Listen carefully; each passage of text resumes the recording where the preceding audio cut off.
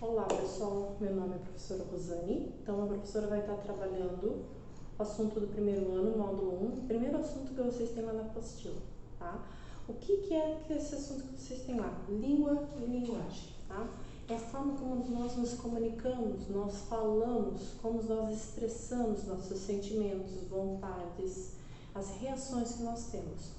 Porém, nós temos que entender que nem sempre essa forma de linguagem ela é uma forma verbal, tá? Então, aí nós temos duas formas de linguagem. A forma de linguagem verbal, que é a forma que a professora está fazendo aqui. Estou passando a minha informação para vocês, estou explicando de forma, usando a grafia, tá? Porém, se eu fizer uma cara triste e não falar nada, vocês vão ter uma linguagem não verbal. Então, essas duas formas que nós temos, linguagem verbal, quando eu falo, quando eu me expresso, e a não verbal. A não verbal é muito comum, placas de trânsitos, tá? Gibis, normalmente só com desenhos, tá? Normalmente não, somente com desenhos, tá? São formas de expressão não verbal. Eu estou passando a minha informação, mas a minha informação de uma forma sem estar falando ou realmente escrevendo, tá? Além disso, nós temos dentro da língua portuguesa a linguagem culta e a coloquial, que são duas coisas bem diferentes. Por exemplo, nós estamos aqui, a gente está aqui. Olha a diferença, nós estamos aqui, a gente está aqui. E esse a gente está aqui é quando nós estamos comumente no nosso dia a dia. É uma forma coloquial. Agora, quando eu quero falar da forma culta, culta é uma pessoa que tem conhecimento, que sabe reger as regras dentro da língua portuguesa, então a gente, aquela pessoa é uma pessoa culta. Então, aí eu ia falar, nós estamos aqui.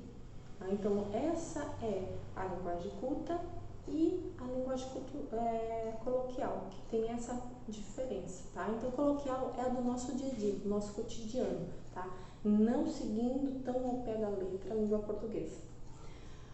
Dentro dessa parte de língua e linguagem, vocês têm as palavras homônimas e as parônimas. Então, homônimas, grafia e pronúncia igual, tá? E as parônimas, grafia e pronúncias parecidas. É muito interessante isso aqui porque dá sentido diferente dentro de uma colocação da frase e na escrita. Então, é diferente você falar e escrever. Muitas vezes um acento faz totalmente diferença. Por exemplo, pegue a colher. E se eu falar assim, ele foi colher, notem que as duas palavras são escritas de formas iguais, mas tem sentido diferente. Pegue a colher, um utensílio, um substantivo, tá? E ele vai colher, é o ato de colher, é um verbo. E são escritas iguais. O que vai diferenciar? O ler e o lher. Vocês estão vendo que dá uma diferença. E a gente só no falar, nós já sabemos que o sentido é diferente. Concerto, com C com S, tá? Concerto com S é do ato de consertar algo, tá? Fazer o concerto, arrumar algo. Agora, concerto com C, eu vou a um concerto de música. Então, continuando, então as palavras homógrafas, tá? Então, além das parônimas, nós temos os homógrafos, tá?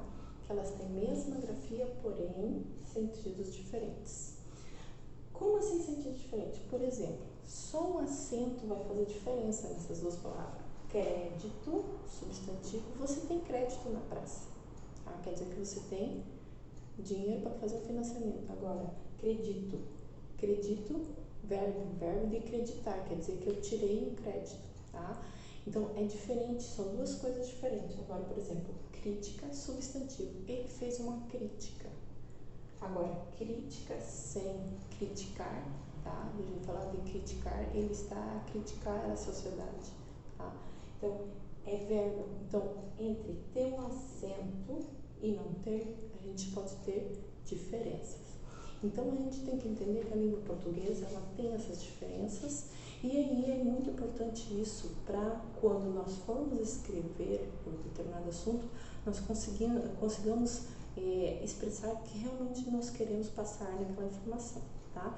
Então, pessoal, essa é a primeira aula de português. Espero que todos tenham gostado e até a próxima.